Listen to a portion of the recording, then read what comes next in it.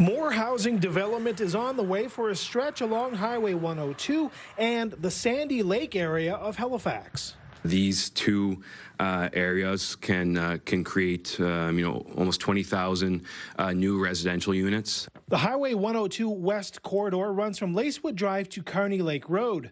The Sandy Lake area is just off Hammonds Plains Road. Growth and Development Minister Colton LeBlanc announced initial studies into the two areas have been completed.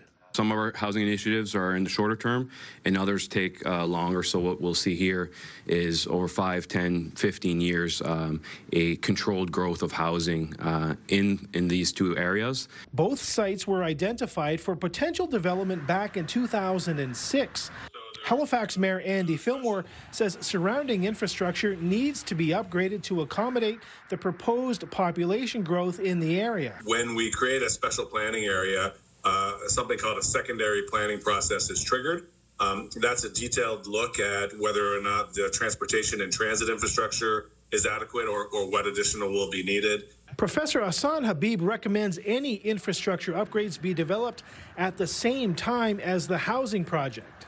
I would say this is also a good time to start thinking about bus rapid transit before the development comes in, because once the development comes in, people get habituated. Because of their size, both of these developments are expected to include schools, parks, shops, and other amenities consistent with large neighborhoods. Todd, there are 16 special planning areas in the HRM with the potential for 60,000 housing units. Development agreements have been reached in 8 of those 16 areas. Todd.